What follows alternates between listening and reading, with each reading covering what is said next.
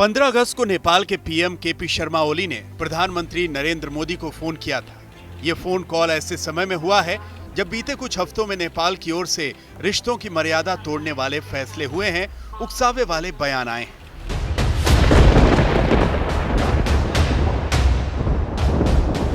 तो क्या ये माना जाए कि नेपाल के प्रधानमंत्री केपी शर्मा ओली बिगाड़ के बाद ये लीपापोती इसलिए कर रहे हैं ताकि भारत को भुलावे में रखकर अपना चीन प्रोजेक्ट जारी रख सके, या फिर वाकई उन्हें समझ में आ गया है कि जिस भारत से नेपाल का रोटी बेटी का नाता है उससे प्रेम का धागा चटकाकर नहीं तोड़ा जाना चाहिए।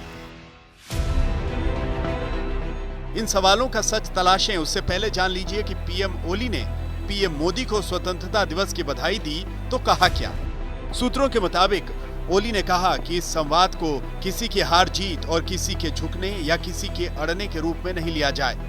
संबंधों में सुधार हो रहा है, दोनों तरफ से प्रयास हो रहा है। इसके बाद भारत की ओर से जो आधिकारिक बयान जारी हुआ उसमें कहा गया कि प्रधानमंत्री ने नेपाल के पीएम को टेलीफोन कॉल के लिए धन्यवाद दिया और भारत और नेपाल के सदियों पुराने और सांस्कृतिक संबंधों को याद किया।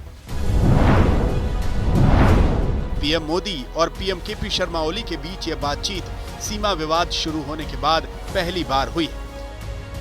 8 मई को भारत के रक्षा मंत्री राजनाथ सिंह ने लिपुलेख दर्रे को उत्तराखंड के धारचूला से जोड़ने वाली 80 किलोमीटर लंबी रणनीतिक सड़क का उद्घाटन किया था। इसके बाद नेपाल ने लिपुलेख, कालापानी और लिम्पियाधुरा को अपना इलाका बताते हुए नया नक्शा जारी कर दिया। जून में नेपाल की संसद ने इस राजनीतिक नक्शे को मंजूरी भी दे दी।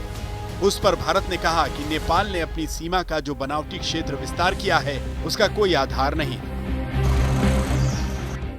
अब भारत के हिस्से को लेकर नेपाल ने जो नई राजनीति शुरू की है उस पर मोदी और ओली के बीच बातचीत हुई या नहीं इसकी जानकारी सामने नहीं आई है। लेकिन ओली ने जब पीएम मोदी से बात की तो इस बातचीत के 2 दिन बाद यानी 17 अगस्त को भारत और नेपाल के बीच ओवरसाइट मैकेनिज्म के तहत बैठक होगी।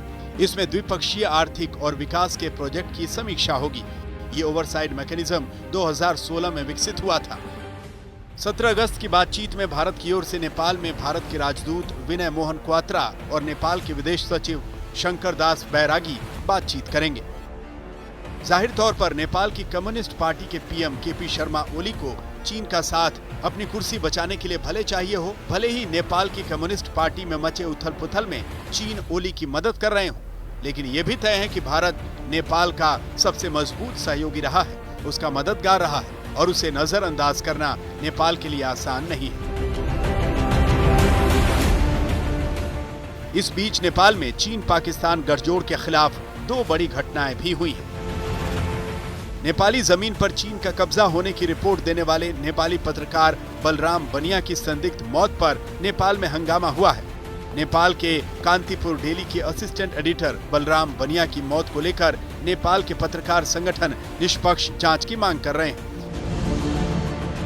उधर हिंदू बाहुल नेपाल में पाकिस्तान में हिंदुओं पर हो रहे अत्याचार का भी गुस्सा है। 14 अगस्त को जब पाकिस्तान अपना स्वाधीनता दिवस मना रहा था, काठमांडू में राष्ट्रीय एकता अभियान नाम का संगठन पाकिस्तानी मिशन के खिलाफ मार्च निकाल रहा था।